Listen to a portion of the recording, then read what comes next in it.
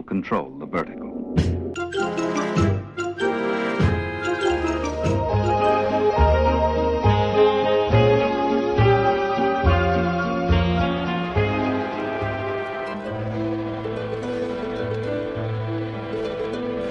Welcome to Anthologic, the TV anthology podcast.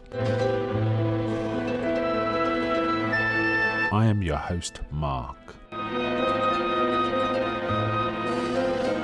Anthologic is a podcast dedicated to exploring the good, the bad, and the odd of horror, science fiction, and the best of mystery suspense anthology shows and series on TV.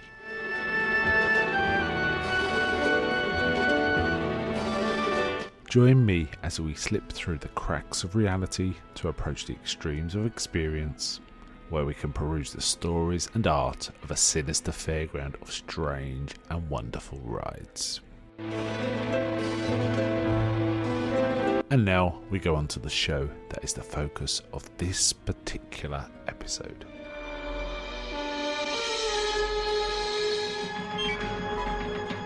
Welcome to this episode of Anthologic with your host Mark. Today I'll be covering an episode of The Outer Limits.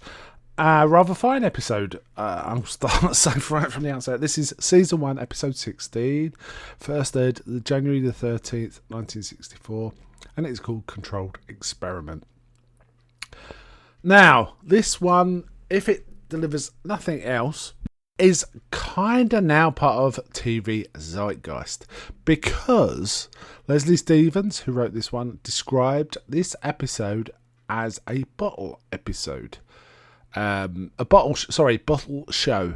Now, we've all now know the term bottle episode, meaning an episode in a confined location with characters we know, where a whole episode of something is delivered by those few characters and it's not expansive in any way. The term was coined by Leslie Stevens back in 1964, to describe this episode, which, as I say, he called a bottle show, but has now become a bottle episode. Interesting. His back was against the wall. He had to deliver a show. He wanted to deliver a show very quickly, and he managed to do it in 4 days, which is quite amazing. Wrote the draft very quick. He's not credited, funnily enough, for this episode, but he wrote it and directed it, and it was quite delightful, I have to say. It stars... there's 4 main characters. There's a few other characters, but there are 4 main characters. 2 Martians. One's called Demos, played by Carol O'Connor. Very well, I have to say. I'll get back to those characters in a minute. And the other one is played by Barry Morse, called Phobos. These are named after the moons of Mars, and it's kind of intimated. They actually say the dollar, they kind of name from where they come from. So Demos and Phobos are these Martians. One, Demos, is kind of running a pawn shop, where people are trying to hawk goods. As an Earth observer, that's his job. And Phobos is played by Barry Morse, is like an overseer, manager to see how things are going on. They're a bit concerned about Earth because they've been fiddling around with nuclear bombs, and they want to understand the concept of murder because they don't really get it. So they use some alien tech to tell them where a likely murder is about to take place, and then they go decamp there, but they're somehow invisible to everyone. They're just watching there with these electronic devices to see what goes on. I have to say, both of these actors deliver a sterling job. This is a great pairing. These kind of guys are kind of funny and serious, but it really works. The chemistry between them really works. Carol O'Connor's quite different from what we're possibly used to. We're used to him as Archie Bunker. However, in this, he's more like a quietly spoken Charles Lawton, is how it feels. He's kind of speaks meekly, rationally, stays calm, and Barry Morse is this inspector who's kind of intrigued by these Earth foibles. And is it funny, as he goes through the show, he starts sampling Earth stuff and kind of liking it, like coffee and cigarettes and things like that. And he kind of gets hooked on this stuff. And I have to say, I really thought this was a great episode. And apparently Leslie Stevens was up against it, had to write something, and essentially came up with this brilliant idea of having a scene played out over and over again in different speeds, slow motion, quickly, reversed, which meant that really this show only had pretty much half the footage of a normal show because they were reusing it over and over again in different ways. So essentially he set up many cameras for a few of the shots, so he could then play them at different speeds and so on, for over crank cameras, under crank cameras and so on, so he could get like slow and fast and reversed and stuff like this. And you know what? You don't feel it. You feel this show is delivering exactly what it needs to deliver this story. The other actors in it are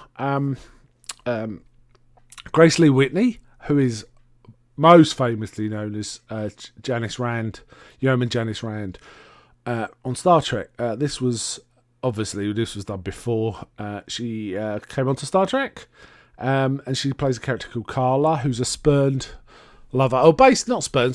She finds out her boyfriend is two-timing. Her boyfriend is Bert, and he's played by Robert Fortier, who also does a fantastic job, in my opinion. Now, interestingly, there is a Star Trek connection there too, because I remember seeing, and it was quite striking given he was a secondary character in one episode of Star Trek. There's an episode of Star Trek called By Any Other Name, probably most famous for one starring Barbara Boucher, about aliens who've taken human form and take over the Enterprise. And Robert Fortier plays one of them, Tomar, and he famously gets drunk under the table by Scotty when the crew of the Enterprise decide they're going to use the human weaknesses against them. Scotty tries to outdrink him. And he does outdrink him. Robert Fortier is kind of a good comic actor in that role too. He's very physical and it kind of works. And I wasn't at all surprised to read on his IMDb he has a background in dancing because he moves really well. There's some bits where he's called on to move in slow motion, for example, and fall down in slow motion. Totally works really well. And Grace Lee Whitney does similar. There's a few scenes where she has to move in slow motion. Does a good job. And she looks pretty good as like a bottle blonde, basically, who's angry and shoots a guy. And that's what it's about. Is she shoots a two-timing boyfriend, and Phobos is confused because he said, "Well, that was too fast. I don't understand what's going on." And he keeps playing it back and back to try and understand what's going on. Meanwhile, the machine that's doing all this is some sort of temporal distorting. Is slowly overheating to comic effect. Its steam is coming off of it.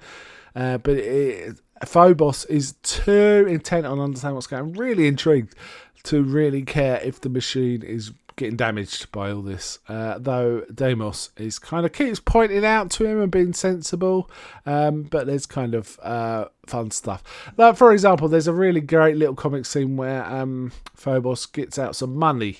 He gets out $1 out of the woman's purse while everything's still and starts reading out stuff. He goes, there's some words here, and he reads it out. And he said, "What does that mean?" And Carol O'Connor, Deimos, says to him, "It's Latin. They use it to impress each other." And then he starts asking about the symbology of the note. He's sort of saying, what does a brick mean? He goes, "Oh, it means a home." And in the end, he goes, "Well, what does it all do mean?" And Carol O'Connor's like, "Who knows? Who knows?" Funny, I really enjoyed it. And in the end, Phobos kind of gets a sort of, I know how we can try and figure this out better. We need to interrupt the experiment. Add a variable, and he basically diverts the bullet so that it doesn't hit Bert, and then Bert's all sorry for what he's done. He realises he loves Carla and they kiss, and then they get a message through from Marshall Control saying they've created a fatal alert in the time continuum.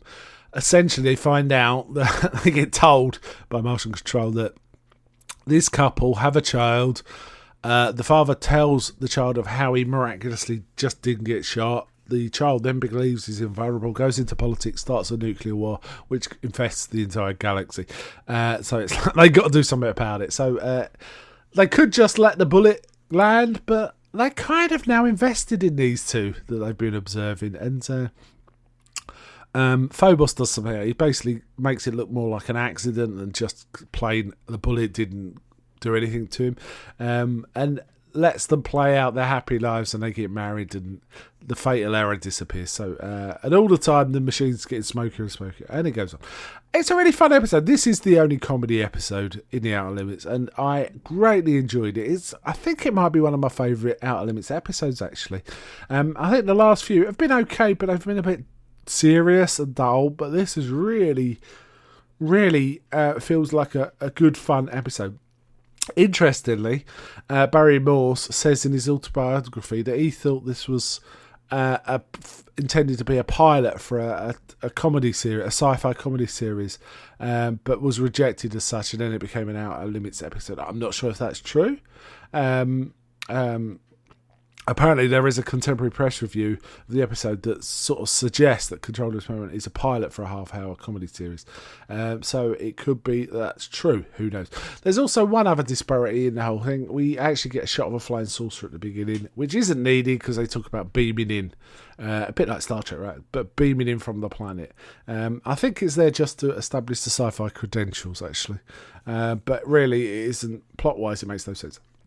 One other notable thing about this episode is the voice of the Marshall computer is done by Leslie Stevens himself. You know, the show, the man very intimately associated with the Outer Limits, who also wrote and directed this episode. So that was interesting. All in all, tip-top episode. Really enjoyed this. Like I say, it might be my favourite. I mean, Zanti Misfits and some of the first few are really good. You know, 100 Days of the Dragon and stuff like that. But man, I really, really enjoyed this one. So yeah, there it is. So I'm going to sign off there. Before I go, may I ask, is anybody out there? There's nobody here but us chickens.